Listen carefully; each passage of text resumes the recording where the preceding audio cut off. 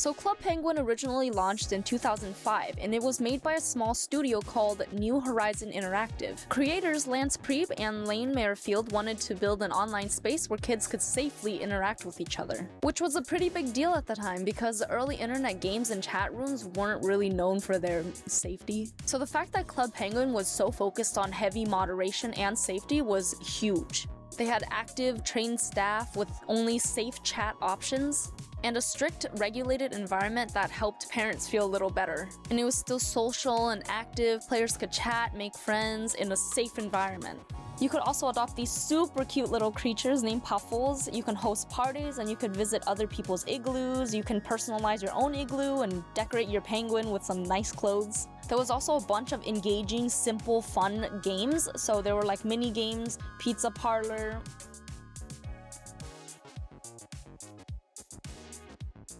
card jujitsu,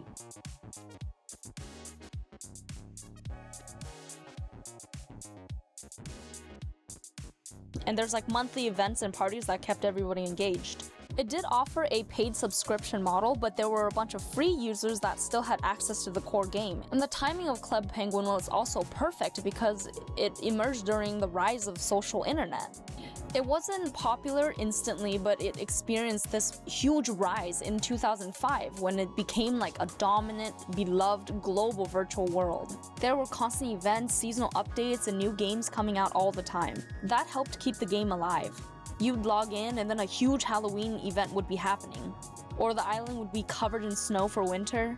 There was also a bunch of secret missions where you could join like the elite penguin force and become like a spy penguin. And eventually the game got so big that it caught the attention of Disney. So in 2017, Disney bought Club Penguin for about $700 million. After Disney bought the game, they started investing a lot to it. There were more updates, Club Penguin started to become more like a full brand.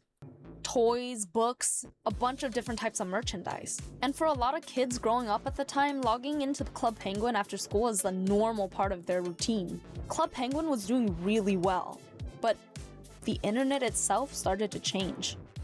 Around the early 2010s, people started to shift how they played games. Instead of playing browser games on the computer, more and more people started playing games on their phones and tablets. Mobile games were exploding, and a lot of games on the PC, especially browser games, started slowly losing players. Kids who used to log into Club Penguin before are now playing a bunch of mobile games. It's a lot easier, accessible, and portable. So they shut Club Penguin down in 2017 because it was less popular, the revenue was falling, and it was having trouble transitioning from a web-based Flash game into a mobile-first kind of world. So pretty much they closed because Disney stopped investing in it. It failed to meet profit goals. And then Disney tried to shift it into something called Club Penguin Island. People didn't like Club Penguin Island because it forced the closure of the original game. And on top of that, they also launched an unfinished state with 3D graphics that felt uninspired, heavy, and like restrictive. It forced you to have like a membership that locked away most of the content. And it just lacked to have that original charm, social freedom, and that creativity of the original Club Penguin. And at the launch, the game lacked key features like their original customizable igloos, puffle pets, and popular mini-games like card jitsu. And non-members had very limited access with most clothes and items and features behind a subscription, so it was less of a community game and more of a cash grab. It also had very infrequent updates, which causes a lot of bugs. So long story short, it was just the inferior version that Disney tried to force onto the original player base. But besides that, there were actually a couple of, in my opinion, successful console games that were released between 2008 and 2010. They had 3 of them: Elite Penguin Force on the DS, Club Penguin Elite Force Herbert's Revenge on the DS, and Club Penguin Game Day on Wii. The first was Club Penguin Elite Penguin Force, released in 2008 for the Nintendo DS. Players joined the Elite Penguin Force EPF and completed spy missions around the island. It mixed puzzle solving, mini-games, story missions, and let players investigate mysteries and stop villains like Herbert the Polar Bear. And in 2010, Disney released a sequel called Club Penguin Elite Penguin Force Herbert's Revenge. The game continued the spy storyline and focused on Herbert as the main villain. Players completed new missions, solved puzzles, and worked to stop his plans to disrupt the island. Also in 2010, Disney released Club Penguin Game Day for the Wii. Unlike the DS spy games, this one focused on multiplayer minigames. Players could compete in different challenges across the island, earn points for their teams in a format similar to like the in-game competitions from the original online game. These spin-off games were Disney's effort to expand Club Island's brand beyond like their mobile game. And actually, I really like the Wii game. Club Penguin Game Days, my sister and I played this so much. Like, this was one of the ones that we were rotating constantly. The mini games are really cute, it's really fun, and honestly, I just only remember having a good time with it. And Club Penguin Elite Penguin Force was so good. Oh my god. If you haven't played it, it is so fun. It's like so cute, it's so interesting, or at least I don't remember playing Club Penguin Elite Penguin Force Herbert's Revenge, which was the second one, but for sure number 1 was so good. So if you're looking for a DS game, or if you still play the DS, I would definitely play that one if you haven't already. As of today though, only used versions of these games are available. Disney stopped producing dedicated Club Penguin console games around 2010 to 2011. So it's discontinued unless you're able to buy it on eBay or buy a used version of it. But there were actually fan-made recreations of Club Penguin, and the most popular versions were Club Penguin Journey, New Club Penguin, and Club Penguin Legacy. Now, these fan-made versions of Club Penguin are recreations, and they have like little disclaimers saying that they're not associated with Disney.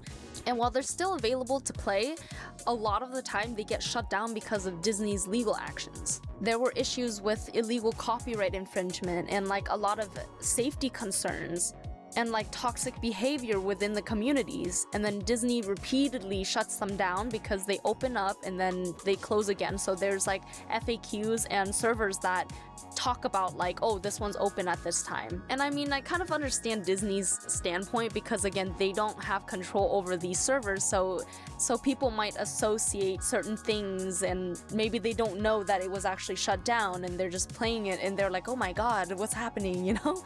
It just sucks because the game is so good, and it's just crazy to see that they still have such a strong community to the point where people are still consistently remaking versions of it. But pretty much you can still play the game, but it's just not the same as it used to be, you know? Back in like the golden age of these online worlds, a lot of other popular games like Pop Tropica, Movie Star Planet, Habbo Hotel, these late 2000s kind of games were like the golden age of these online worlds. And personally, I really liked Movie Star Planet. I played Pop Tropica too. I don't think I really played Habbo Hotel. But Movie Star Planet, for example, I actually have like a little YouTube video from like, 15 years ago? I'm not gonna share it because it's a little too embarrassing. But my sister and I would play Movie Star Planet a lot too. And I'll probably cover that on another time because there's a Movie Star Planet 2, which is just crazy. I haven't played it, so maybe we'll actually try it out and see what it's like. I don't know if you guys feel the same way, but like these games were really impactful in my sister and I's like our past. So that's why I kind of talk about it here and there. Let me know in the comments if you guys felt the same way. I mean, I'm not really one to focus too much on the past. I just kind of like to see where these games kind of went. And I think a lot of people had these childhood memories and then their first online friendships and like first gaming experiences with games like these.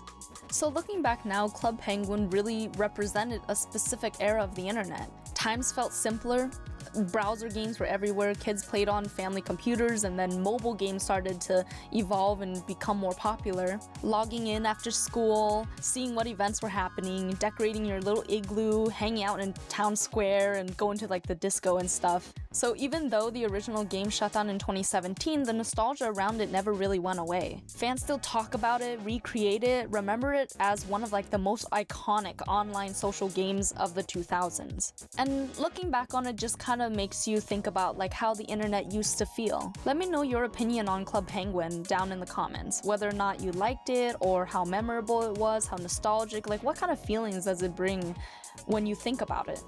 And please drop a like and a subscribe to my channel. I'm just gonna cover whatever topics that I'm kind of interested in. Upcoming though, I'll be covering like people and like games, some trending topics too. and more videos like these because I like to see where things come from, how they became successful, how they shut down, just kind of curious. And I'll see you guys in the next one.